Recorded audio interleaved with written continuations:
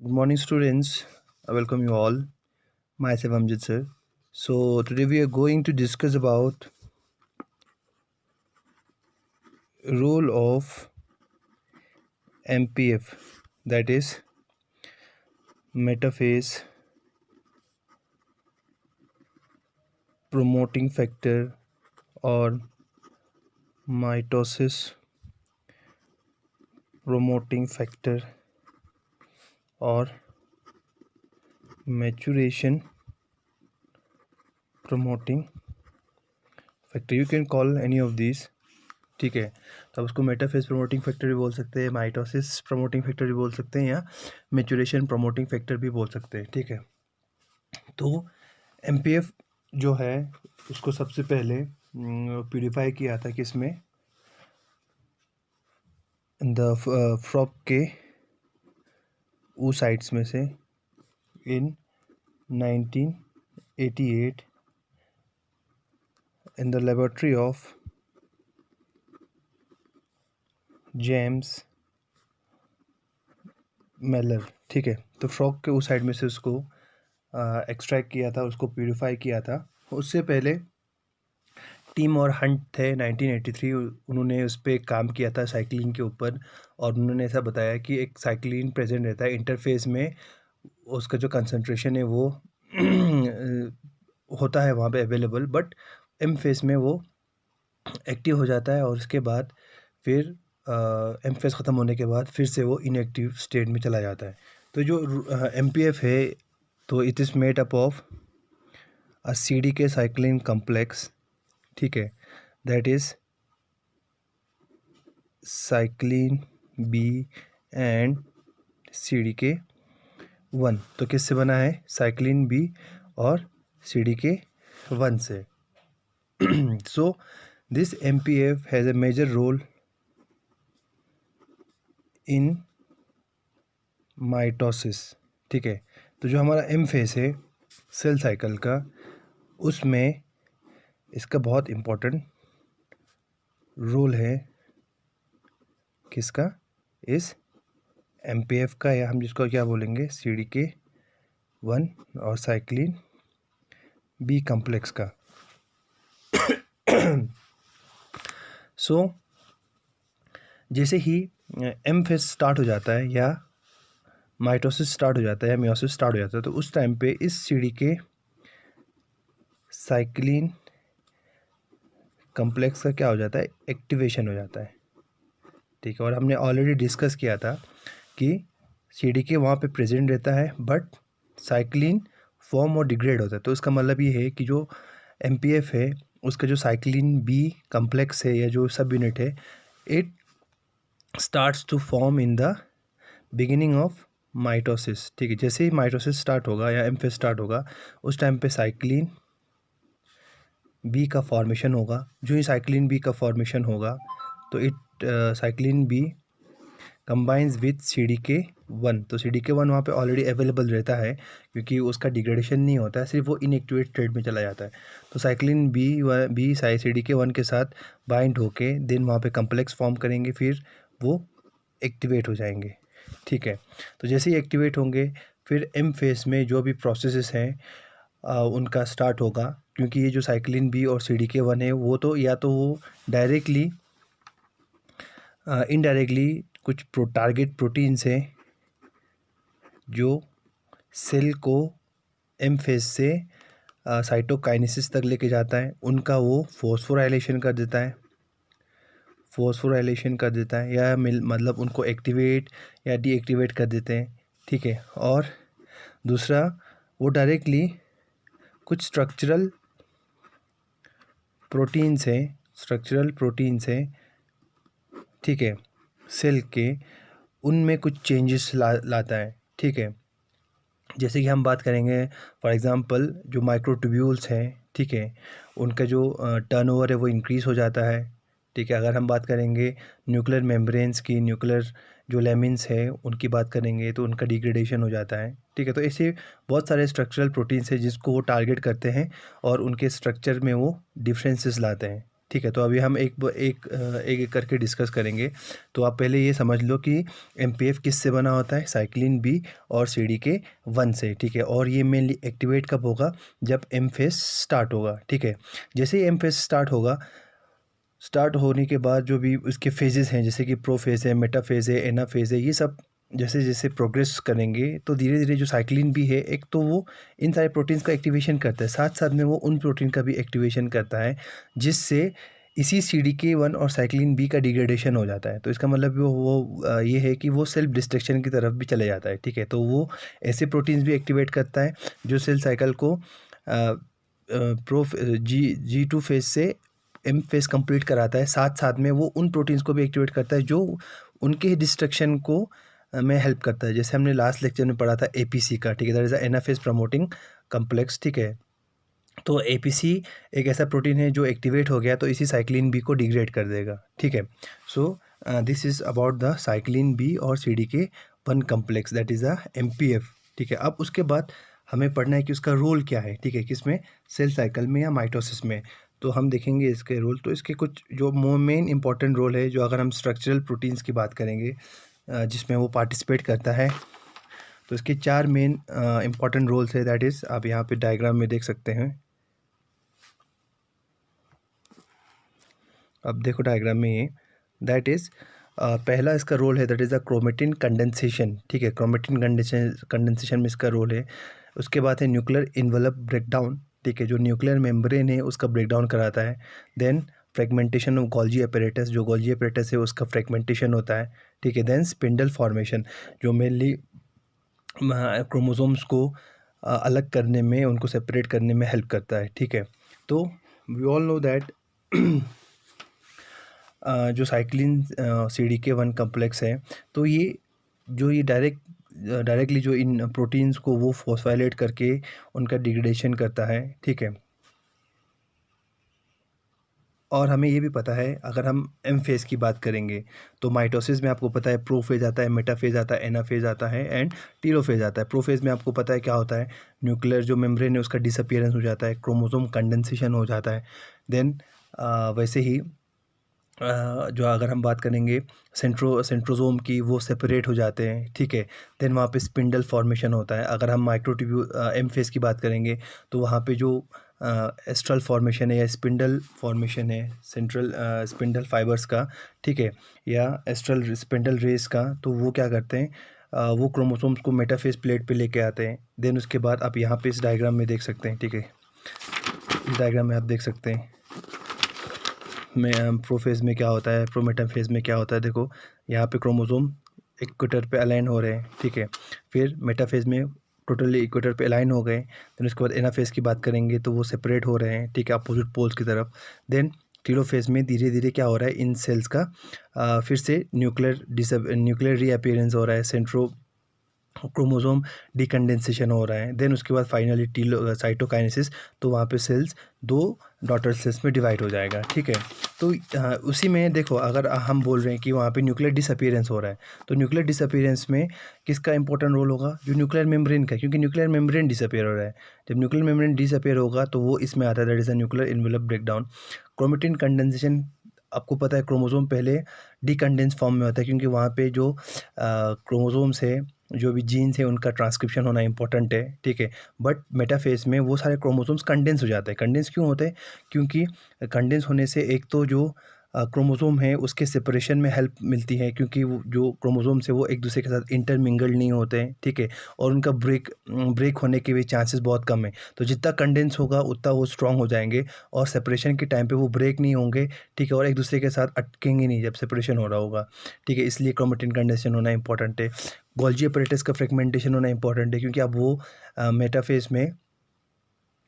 Metaphase के बाद, sorry, mitosis के बाद डॉटर सेल्स में इक्वली डिस्ट्रीब्यूट होना है, तो इसका फ्रेगमेंटेशन होगा।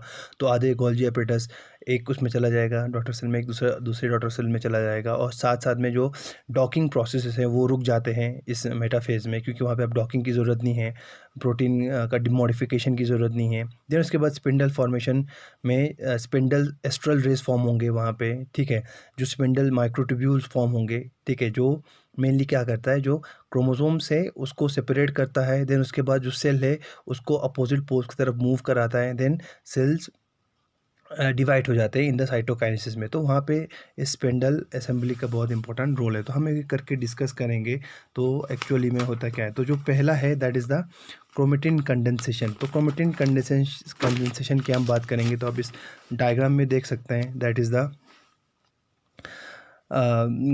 कोहेसिन और कंडेंसिन। यहाँ पे दो प्रोटीन उन्होंने दिखाया हुआ है, कोहेसिन, ठीक है, और कंडेंसिन। तो जो कोहेसिन प्रोटीन और कंडेंसिन प्रोटीन है, these are proteins which belong to SMC family, ठीक है। तो वो किस फैमिली से बिलोंग करते हैं, एसएमसी से, SMC that is structural maintenance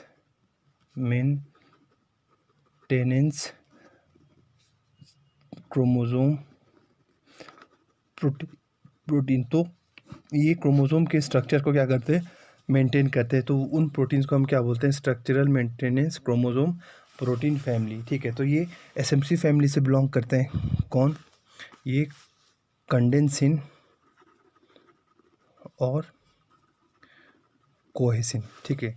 तो अगर हम क्रोमोसोम की बात करेंगे तो इस तरीके से सिस्टर क्रोमेटिड्स एस फेज में फॉर्म होते हैं। जैसे ही एस फेज में सिस्टर क्रोमेटिड्स का फॉर्मेशन होगा या क्रोमोसोम का डुप्लीकेशन होगा तो वहाँ पे जो कोहेसिन प्रोटीन है उसका रिक्रूटमेंट होता है। कोहेसिन मैंने आपको लास्ट उसमें बताया था कि कोहेसिन क्या करता है, जो सिस्टर क्रोमेटिड्स को बाइंड एक दूसरे के साथ अटैच करके रखता है, ठीक है। उसके बाद किस फेज़ में, एस फेज़ में ये जो होता है, एस फेज़ में कोहेसिन का रिक्रूटमेंट होता है, ठीक है। तो इसका मतलब ये है कि वो दो सिस्टर क्रोमेटिड्स के बीच में एक कनेक्शन डेवलप करता है। देन उसके बाद जैसे वो एम फेज में एंटर होगा, ठीक है, at the beginning of M phase the another group of protein which belongs to the SMC family gets recruited in the chromosome, ठीक है। तो वहाँ पे और एक प्रोटीन का रिक्रूटमेंट होता है जिसको हम क्या बोलते हैं, कंडेंसिन। क्या बोलते हैं, कंडेंसिन, ठीक है। तो वहाँ पे कोहेसिन भी प्रेजेंट होता है और कंडेंसर भी प्रेजेंट रहता है। बट ये कोहेसिन क्या करता है, ये कोहेसिन ये कंडेंसिन क्या करता है, कोहेसिन को सिर्फ एक स्मॉलर पार्ट तक ही उसको रिस्ट्रिक्ट कर देता है, ठीक है। तो मेनली जैसे ही कंडेंसिन का रिक्रूटमेंट होगा तो कोहेसिन धीरे धीरे से वहाँ से हट जाएगा और सिर्फ जो सेंटर पार्ट है, ठीक है, एट द सेंट्रोमेरिक पार्ट पे ही जो सिस्टर क्रोमेटिड से जो कंडेंसिन प्रोटीन है वो रिस्ट्रिक्ट हो जाते हैं कोहेसिन। बाकी पूरे जो लार्जर पार्ट ऑफ क्रोमोसोम से वहाँ से वो हट जाते हैं, रिमूव हो जाते हैं, ठीक है, बाय दिस कंडेंसिन उसको रिमूव कर देता है और सिर्फ स्मॉलर एक्सटेंट तक ही वो रहते हैं एट द सेंट्रोमियर, ठीक है, सेंट्रोमियर के पास ही वो रहते हैं। बाकी जो पूरा लार्जर पार्ट है क्रोमोसोम का वहाँ से वो हट जाते हैं और कंडेंसिन वहाँ पे रिक्रूट हो जाते हैं, ठीक है। तो कंडेंसिन का रिक्रूटमेंट कौन करता है, तो जब ही एम फेज स्टार्ट होगा, एम फेज का जो बिगिनिंग हुआ तो जो ये CDK1 और साइक्लिन बी ये एक्टिवेट होंगे। तो ये क्या करते हैं, इन कंडेंसिन प्रोटीन्स का रिक्रूटमेंट करता है, कहाँ पे, इस क्रोमोसोम पे, ठीक है। तो ये कंडेंसिन प्रोटीन आपका नाम से ही आपको पता चल रहा है, कंडेंसिन, ठीक, कंडेंस। तो ये क्या करता है, क्रोमोसोम को कंडेंस कर देता है। अगर हम इस डायग्राम में देखेंगे तो देखो G2 फेज़ के या S फेज़ के स्टार्टिंग में क्या हो गया, या M फेज़ के स्टार्टिंग में क्या हो गया, यहाँ पे कोई G2 फेज़ में देखो यहाँ पे कोई कंडेंसिन प्रोटीन यहाँ पे नहीं है, ठीक है।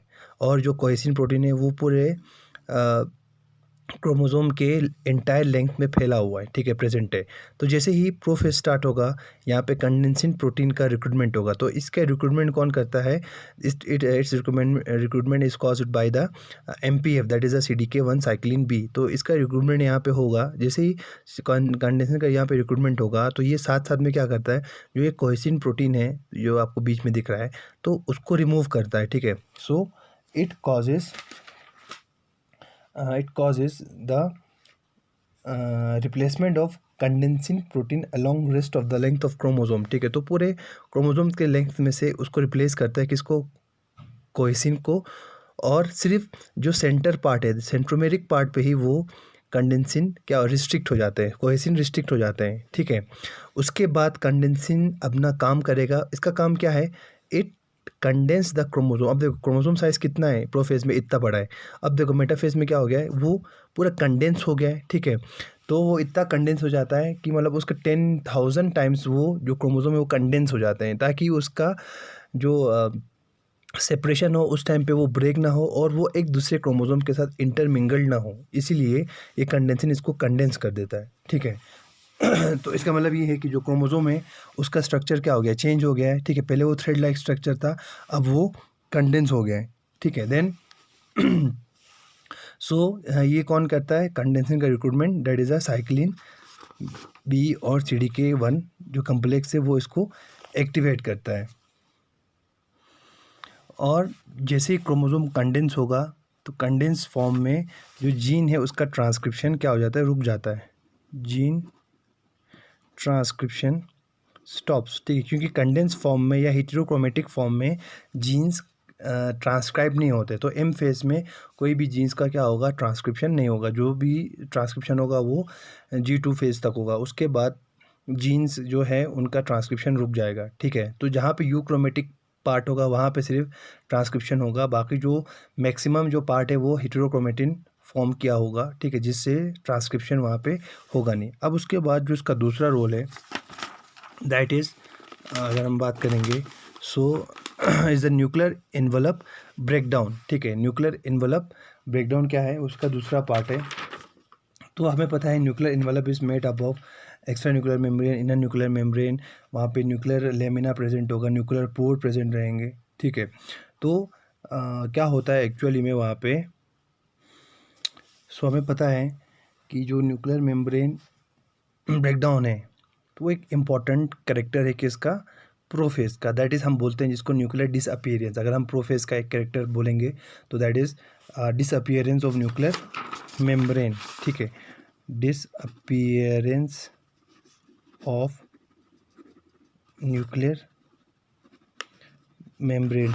ठीक है, न्यूक्लियर मेम्ब्रेन का क्या होता है, वहाँ पे डिसअपियरेंस हो जाता है। ठीक है, तो न्यूक्लियर मेम्ब्रेन का डिसअपियरेंस होना ये है, इसका मतलब ये है कि जो न्यूक्लियर मेम्ब्रेन है उसका ब्रेकडाउन हो रहा है। क्या हो रहा है, ब्रेकडाउन हो रहा है। ठीक है, तो न्यूक्लियर ब्रेकडाउन ये जो प्रोसेस है उसमें भी क्या है, CDK1 और साइक्लिन बी का इम्पोर्टेंट रोल है। ठीक है, तो हम देखेंगे जो न्यूक्लियर मेम्ब्रेन कैसे ब्रेकडाउन होता है। तो हमें पता है nuclear membrane is made up of different protein complexes. ठीक है, जिसमें आपका आता है, यहाँ पे आप देख सकते हैं, that is nuclear membrane fragments. ठीक है, न्यूक्लियर पोर कम्प्लेक्स, और उसमें क्या है, न्यूक्लियर लेमिना। ठीक है, तो ये जो चीज़ें हैं उनसे ये फॉर्म हुआ होता है। ठीक है, तो ये न्यूक्लियर एनवलप डिसअपियरेंस के प्रोसेस में क्या होता है, इस प्रोसेस में जो न्यूक्लियर मेम्ब्रेन है वो फ्रेगमेंट हो जाते हैं, उनका फ्रेगमेंटेशन हो जाता है। जो न्यूक्लियर पोर है उसका डिसोसिएशन हो जाता है। ठीक है, और जो न्यूक्लियर लेमिना है इनका डीपॉलीमराइजेशन हो जाता है। ठीक है, अगर हम न्यूक्लियर लेमिना की बात करेंगे, ठीक है, तो अगर हम डीपॉलीमराइजेशन न्यूक्लियर लेमिना की बात करेंगे, जो न्यूक्लियर लेमिना क्या है, जो न्यूक्लियस है उसके नीचे एक mesh network of mesh network of filaments होते हैं, उससे बना होता है ये। ठीक है, किससे, जो आउटर न्यूक्लियर मेम्ब्रेन है उसके नीचे ये प्रेजेंट रहता है। ठीक है, और ये बना किससे होता है, न्यूक्लियर लेमिन्स जो प्रोटीन है उससे बना होता है। ठीक है, न्यूक्लियर लेमिन्स जो प्रोटीन है उससे, उसके पॉलीमराइजेशन से बना होता है। अगर हम इसका डायग्राम देखेंगे तो आप इसमें देख सकते हैं, तो हियर यू कैन सी। ठीक है, तो ये जो नीचे वाला पार्ट है that is a nuclear lamin और it is form of lamin filament. अब यहाँ पे देखो इस तरीके से ये बना होता है। ठीक है, तो जो CDK साइक्लिन 1 है जैसे वो एक्टिवेट होगा, ठीक है, जैसे वो एक्टिवेट होगा तो वो क्या करेगा, जो ये न्यूक्लियर लेमिन है इनका पॉलीमराइजेशन कर देगा। सॉरी फॉस्फोराइलेशन कर देगा। देखो यहाँ पे आपको दिख रहा है इस हेड्स में क्या हो गया, फॉस्फोराइलेशन हो गया है, ठीक है। जैसे ही फॉस्फोराइलेशन होगा तो ये क्या हो जाएंगे, जो इन्होंने यहाँ पे कम्प्लेक्स फॉर्म किया है, ठीक है, यहाँ पे जो उन्होंने पॉलीमराइजेशन किया है, ठीक है, तो वो क्या हो जाएगा, वो वहाँ से रिमूव हो जाएगा and this nuclear lamin will depolymerise, तो वो डीपॉलीमराइज हो जाएंगे, ठीक है, वो अलग हो जाएंगे। अलग होने से क्या होगा, न्यूक्लियर लेमिन का ब्रेकडाउन होगा, ठीक है। तो ये जो इनका फॉस्फोराइलेशन करता है वो कौन करता है, CDK1 साइक्लिन बी। तो ये CDK1 साइक्लिन बी इनका फॉस्फोराइलेशन करता है। उनके फॉस्फोराइलेशन से क्या होगा, ये जो न्यूक्लियर लेमिन से वो अलग हो जाएंगे, डीपॉलीमराइज हो जाएंगे। जैसे इनका डीपॉलीमराइजेशन होगा तो जो न्यूक्लियर लेमिन है वो उनका क्या होगा, फ्रेगमेंटेशन होगा या ब्रेकडाउन हो जाएगा। तो यहाँ पे आप देख सकते हैं उन्होंने क्या लिखा है, सो phosphorylation of lamins by CDK1 causes the lamin filaments to break down into individual lamin dimers, ठीक है। तो इंडिविजुअल जो लेमिन डाइमर्स है उनमें उसको कन्वर्ट कर देगा, ठीक है, जब इनका फॉस्फोराइलेशन होगा। कौन करेगा, CDK1, ठीक है, leading directly to depolymerisation of the nuclear lamin, जिससे क्या होगा, जो न्यूक्लियर लेमिना है उसका डीपॉलीमराइजेशन हो जाएगा या ब्रेकडाउन हो जाएगा, ठीक है। सो साथ साथ में जो CDK1 है also phosphorylate several proteins in the inner nuclear membrane and the nuclear pore complex. तो साथ साथ में जो इनर न्यूक्लियर मेम्ब्रेन में जो प्रोटीन्स है बहुत सारे, उनको भी ये फॉस्फोराइलेट कर देता है, और जो न्यूक्लियर पोर कम्प्लेक्स है उनमें जो प्रोटीन्स है उसको भी फॉस्फोराइलेट करता है, जिसकी वजह से क्या होता है, जो न्यूक्लियर पोर है उसका, न्यूक्लियर पोर कम्प्लेक्स है उनका डीअसेंबली हो जाता है, ठीक है, और उनका डिसोसिएशन हो जाता है from the nuclear inner nuclear membrane from lamina and chromatin, ठीक है। साथ साथ में जो न्यूक्लियर पोर है उसका डीअसेंबली हो जाएगा या डी अटैचमेंट हो जाएगा, किससे, जो न्यूक्लियर लेमिना है, न्यूक्लियर मेम्ब्रेन है, इनर न्यूक्लियर मेम्ब्रेन, और जो क्रोमेटिन है उससे। तो जो करंट स्टडी के हिसाब से जो न्यूक्लियर लेमिना ब्रेकडाउन होता है, जो न्यूक्लियर मेम्ब्रेन का ब्रेकडाउन होता है, तो उन न्यूक्लियर मेम्ब्रेन और न्यूक्लियर लेमिना का एब्जॉर्प्शन होता है कहाँ पे, एंडोप्लाज्मिक रेटिक्यूलम में, ठीक है। एंडोप्लाज्मिक रेटिक्यूलम में इनका एब्जॉर्प्शन हो जाता है और वो वहीं पे रहते हैं और as a intact network, and finally they are distributed into the daughter cells, ठीक है। उसके बाद जो थर्ड प्रोसेस है जो हमने डिस्कस किया, that is the Golgi apparatus fragmentation, ठीक है। जो थर्ड है इसका जो टारगेट है, that is the Golgi fragmentation of Golgi apparatus, ठीक है।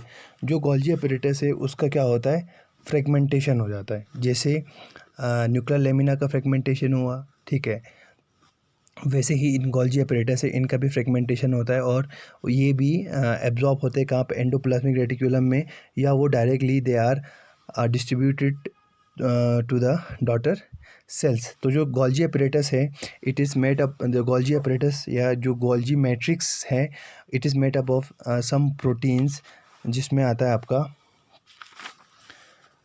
GM130 and GRASP65, GM130 and GRASP65। तो ये जो दो प्रोटीन्स है जो गोल्जी एपरेटस का मैट्रिक्स फॉर्म करता है, तो जब उससे क्या होता है, उससे मेनली जो ये दो प्रोटीन्स है वो डॉकिंग कराता है किसका, COP1 कोटेड वेजिकल्स का, ठीक है। तो COP1 कोटेड वेजिकल से उनका डॉकिंग होता है टू द गोल्जी मेम्ब्रेन। तो जब CDK1 साइक्लिन बी का एक्टिवेशन होता है तो ये इन प्रोटीन्स का फॉस्फोराइलेशन करता है, ठीक है, जो मेनली COP1 कोटेड डॉकिंग कराता है, vesicle docking, COP1 coated vesicle form करता है which are dock towards the nuclear Golgi membrane, ठीक है। तो ये जो डॉकिंग प्रोसेस है, ठीक है, या जो वेजिकल फॉर्मेशन है, ठीक है, वो क्या हो जाता है, वो इनहिबिट हो जाता है, ठीक है, या स्टॉप हो जाता है, रुक जाता है, ठीक है। जिसके रुकने की वजह से क्या होता है, वहाँ पे गोल्जी जो अपरेटस है उसका फ्रेगमेंटेशन हो जाता है, क्या हो जाता है, फ्रेगमेंटेशन हो जाता है, ठीक है। जैसे ही गोल्जी अपरेटस का फ्रेगमेंटेशन हो जाएगा तो या तो उनको एब्जॉर्ब कर लेगा कौन, एंडोप्लाज्मिक रेटिक्यूलम, या तो वो डायरेक्टली जब साइटोकाइनेसिस होगा उस टाइम पे they are distributed in the daughter cells, ठीक है। तो ये जो प्रोसेस है, ठीक है, it is also caused by the MPF, ठीक है। तो एमपीएफ के एक्टिवेशन की वजह से ये इन प्रोटीन्स का फॉस्फोराइलेशन कर देता है, जिससे ये जो डॉकिंग प्रोसेस है वो रुक जाता है। डॉकिंग प्रोसेस रुक जाएगा तो वहाँ पे गोल्जी अपैरेटस का क्या होगा, फ्रेगमेंटेशन हो जाएगा। जब गोल्जी अपैरेटस का फ्रेगमेंटेशन हो जाएगा तो वहाँ पे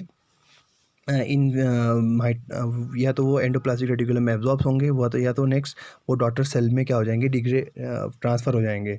तो ये भी एक इम्पॉर्टेंट कैरेक्टरिस्टिक्स है कि इसका मेटाफेज का या माइटोसिस का या एम फेज का। देन उसके बाद जो फोर्थ टारगेट है इन एमपीएफ का वो है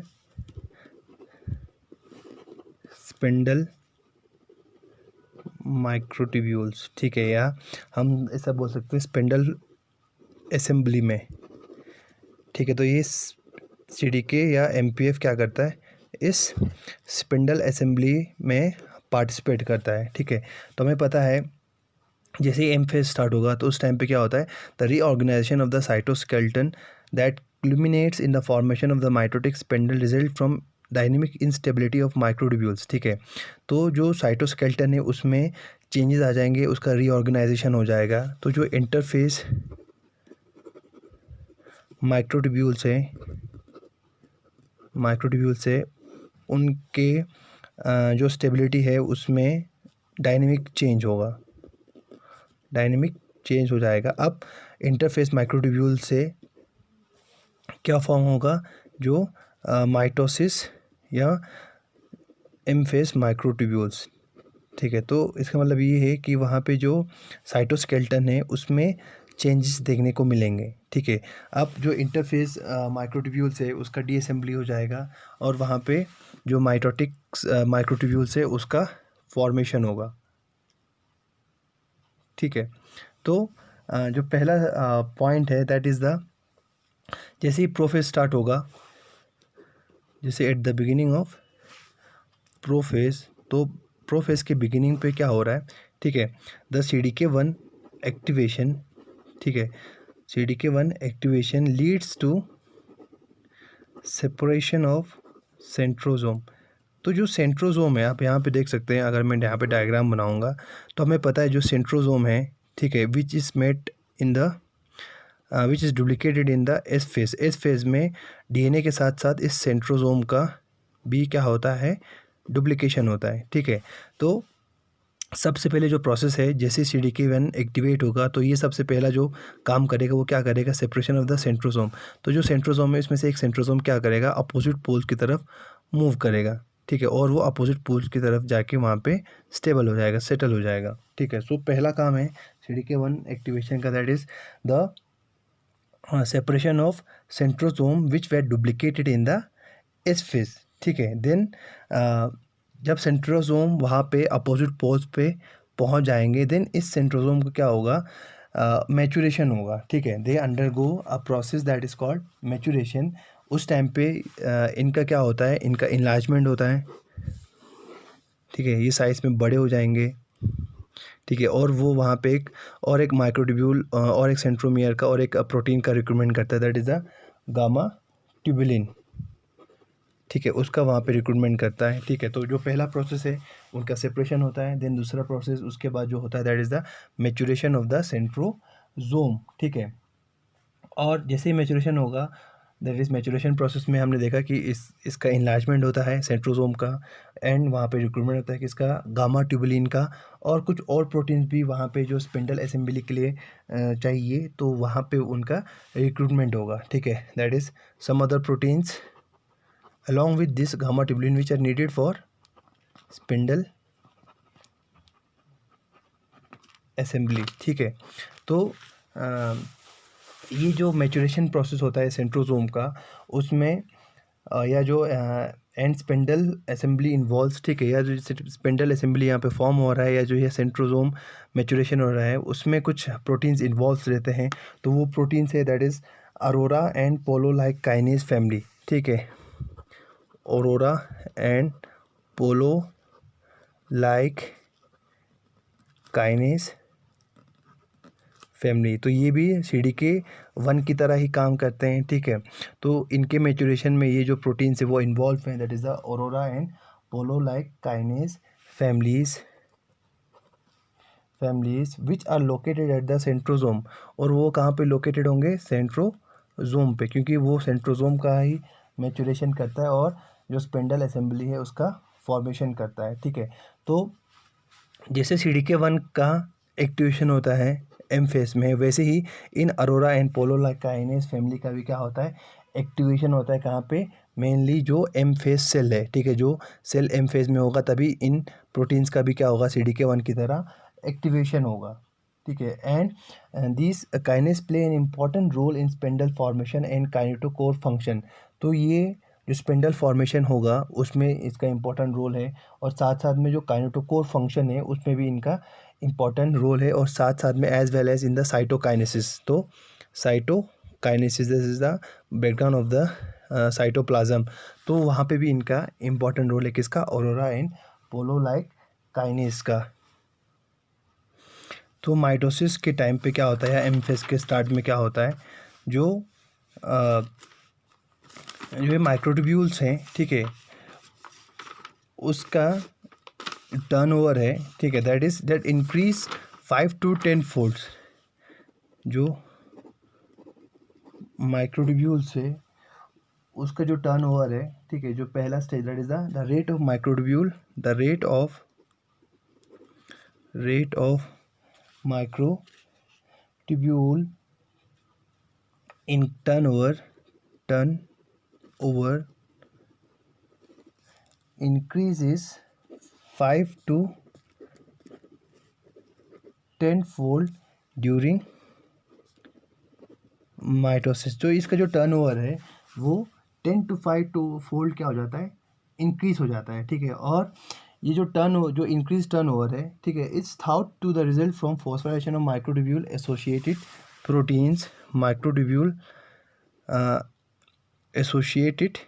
प्रोटीन्स, ठीक है, MAP, ठीक है। तो ये जो टर्नओवर हो रहा है, ठीक है, वो क्यों होता है? क्योंकि it is caused by the microtubule associated proteins, ठीक है, which are further activated by the MPF। जिनको कौन एक्टिवेट करता है? MPF। तो MPF इन माइक्रोट्यूब्यूल एसोसिएटेड प्रोटीन्स का एक्टिवेशन करता है, जिससे ये माइक्रोट्यूब्यूल एसोसिएटेड प्रोटीन जो माइक्रोट्यूब्यूल है उसके टर्नओवर को, रेट ऑफ टर्नओवर है उसको इंक्रीज़ कर देता है। और साथ साथ में CDK1 के साथ साथ ये जो अरोरा और पोलो लाइक काइनेस है, ये भी इसको टारगेट करता है। और जब इसको टारगेट करेंगे तो ये क्या करता है? जो टर्नओवर है उसको, माइक्रोट्यूब्यूल टर्नओवर है उसको इंक्रीज़ कर देंगे, ठीक है। तो इसके वजह से क्या होता है? तो इसकी वजह से जो सेंट्रोसोम से जो माइक्रोट्यूब्यूल्स निकल रहे हैं उनका नंबर भी क्या हो जाता है? बढ़ जाता है, ठीक है, which causes the replacement of interphase microtubule by short mitotic microtubules, ठीक है। तो यहाँ पे नंबर ऑफ जो माइक्रोट्यूब्यूल्स वहाँ से सेंट्रोसोम से बाहर निकल रहे हैं वो भी बढ़ जाते हैं, और जिसकी वजह से जो इंटरफेस माइक्रोट्यूब्यूल्स है उसका डीअसेंबली हो जाता है, और वहाँ पे उसकी जगह लेता है कौन? शॉर्ट माइक्रोट्यूब्यूल्स, ठीक है। कौन से माइक्रोट्यूब्यूल्स? Short mitotic microtubules. तो जब सेंट्रोमियर्स अपोजिट पोल्स की तरफ मूव कर गए, देन जैसे ही उसका मैचुरेशन हुआ और वहाँ पे माइक्रोट्यूब्यूल्स का डीअसेंबली या जो टर्नओवर है वो इंक्रीज़ हो गया, ठीक है। तो उसके साथ साथ वहाँ पे दूसरा प्रोसेस भी चल रहा है, that is the nuclear envelope breakdown. जैसे न्यूक्लियर एनवलप ब्रेकडाउन होगा, क्योंकि हमें पता है जो ये सेंट्रोजोम है वो कहाँ पे होता है? न्यूक्लियस के बाहर होता है, ठीक है। तो वो पहले क्रोमोसोम को अटैच नहीं कर पाएगा, तो इसका ब्रेकडाउन होना इंपॉर्टेंट है। तो हमें पता है प्रोफेज में साथ साथ में सेंट्रोमियर मैचुरेशन के साथ साथ में क्या होता है? वहाँ पे न्यूक्लियर मेम्ब्रेन का डिसअपीयरेंस होता है। जैसे ही वो डिसअपीयर होगा तो ये जो सेंट्रोजोम से जो माइक्रोट्यूब्यूल्स निकल रहे हैं तो it will attach to the chromosomes, तो वो क्रोमोसोम्स पे अटैच हो जाएंगे। अटैच होने के बाद फिर वो क्रोमोसोम्स के मूवमेंट में हेल्प करता है, ताकि क्रोमोसोम्स जो सिस्टर क्रोमेटिड से अलग हो जाएं और वो अपोजिट पोल्स की तरफ मूव कर जाए और दोनों क्रोमोसोम्स अलग अलग डॉटर सेल्स में डिस्ट्रीब्यूट हो जाएं। तो जैसे ही न्यूक्लियर एनवलप का ब्रेकडाउन होगा, ठीक है, जो न्यूक्लियर एनवलप ब्रेकडाउन कर जाएंगे, तो ये जो क्रोमोसोम है कौन से, दैट इज़ द जो ये क्रोमोसोम है सेंट्रोसोम में से, जो काइनेटोकोर मैंने आपको लास्ट लेक्चर में बताया है, काइनेटोकोर जो माइक्रोट्यूब्यूल से वो अटैच होंगे कहाँ पे, क्रोमोसोम के काइनेटोकोर प्रोटीन पे, ठीक है। तो वो काइनेटोकोर प्रोटीन पे अटैच होंगे और वो क्रोमोसोम्स को अपोजिट पोल्स की तरफ क्या करेंगे, एक्सट्रैक्ट करेंगे। तो काइनेटोकोर पे क्या होता है, अगर हम बात करेंगे तो जो माइक्रोट्यूब्यूल्स हैं, कुछ प्रोटीन्स वहाँ पे एसोसिएट रहते हैं, ठीक है, जिसको हम क्या बोलते हैं, मोटर प्रोटीन्स। तो वो जो मोटर प्रोटीन वहाँ पे प्रेजेंट होते हैं, तो मोटर प्रोटीन क्या करता है, उस क्रोमोसोम्स को माइनस एंड की तरफ लेके आता है, ठीक है, जो माइनस एंड जहाँ से माइक्रोट्यूब्यूल्स का डीअसेंबली होता है, डीपॉलीमराइजेशन होता है। तो ये जो मोटर प्रोटीन्स है, जैसे कि कुछ मोटर प्रोटीन्स है लाइक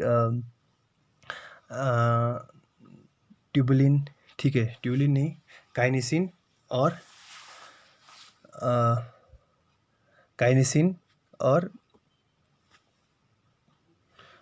डाइनिन, ठीक है।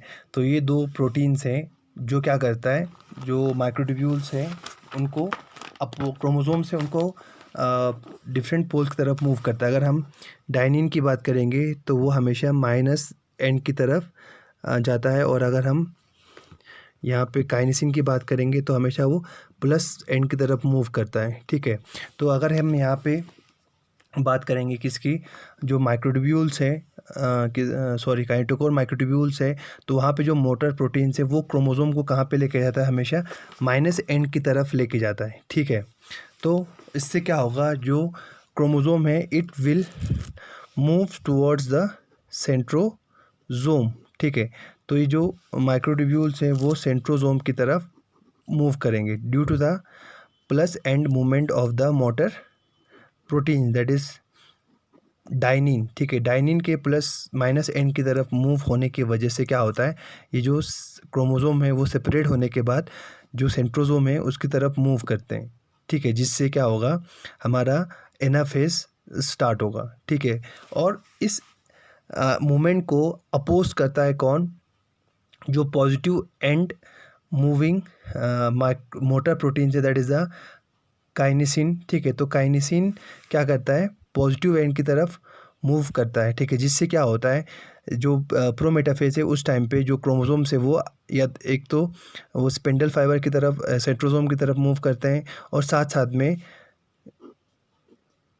काइनेसिन के अपोजिट मूवमेंट की वजह से वो स्पिंडल पोल से दूर भी हो जाते हैं, तो वो 2 and 4th मूवमेंट करते रहते हैं, ठीक है, जब तक वो मेटाफेज प्लेट पे अलाइन नहीं होते। और साथ साथ में वहाँ पे दूसरे माइक्रोट्यूब्यूल्स भी प्रेजेंट है, that is the polar microtubules, ठीक है, जो क्रोमोसोम पे अटैच तो नहीं होते हैं बट दूसरे पोलर माइक्रोट्यूब्यूल्स के साथ वो इंटरेक्शन दिखा के जो सेल है वो उसको दूर दूर लेके जाता है, ठीक है, और वहाँ पे सेल में डिस्टेंस आ जाता है, एंड फाइनली वहाँ पे टीलोकाइनेसिस या साइटोकाइनेसिस होता है, और सेल्स डिवाइड हो जाते हैं 2 इक्वल डॉटर सेल्स में। तो यहाँ पे जो माइक्रोट्यूब्यूल्स का असेंबली और डीअसेंबली होता है उसको इनिशिएट कौन करता है, इसको इनिशिएट करता है एमपीएफ, ठीक है।